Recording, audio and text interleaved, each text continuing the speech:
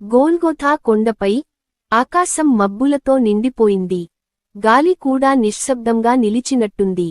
శిలువపై యేసు క్రీస్తు వేలాడుతున్నాడు. ఆయన శరీరం గాయాలతో నిండిపోయింది. రక్తం మెల్లగా కిందికి జారుతోంది. చుట్టూ ఉన్న జనాలు ఆయనను ఎగతాళి చేస్తున్నారు. కాని ఆ బాధ మధ్యలో కూడా యేసు ప్రేమతో మాట్లాడాడు. మొదటి మాట క్షమ. తండ్రి, వీరిని క్షమించుము, వీరు ఏమి చేయుచున్నారో వారికి తెలియదు. ఆయనను హింసించిన వారినే క్షమించాడు. మనకు ఇది ఒక గొప్ప పాఠం, మనకు కీడు చేసిన వారిని కూడా క్షమించాలి. రెండవ మాట రక్షణ. యేసుతో పాటు శిలువపై ఉన్న ఒక దొంగ తన తప్పును ఒప్పుకుని యేసును నమ్మాడు.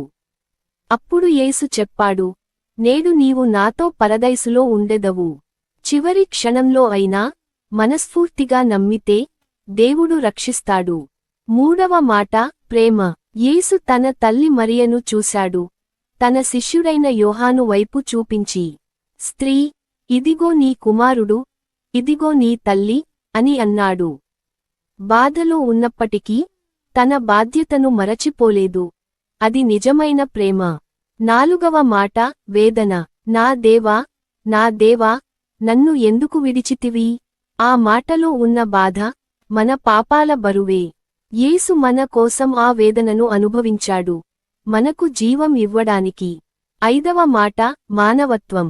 నాకు దాహముగా ఉంది. దేవుడైనా మనిషిగా వచ్చిన యేసు మనలాగే బాధను అనుభవించాడు. మన కష్టాలను ఆయన అర్థం చేసుకుంటాడు.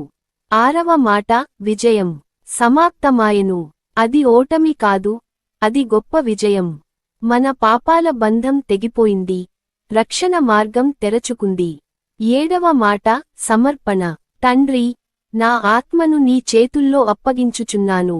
యేసు తన ప్రాణాన్ని దేవునికి సమర్పించాడు, సంపూర్ణ విశ్వాసంతో. ముగింపు.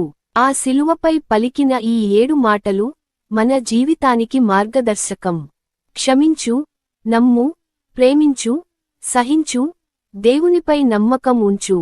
ఎందుకంటే శిలువలోనే మన రక్షణ ఉంది. యేసు ప్రేమ ఎప్పటికీ మారదు. Subscribe to Deva Dwani Nitya Vakyam channel for more daily updates.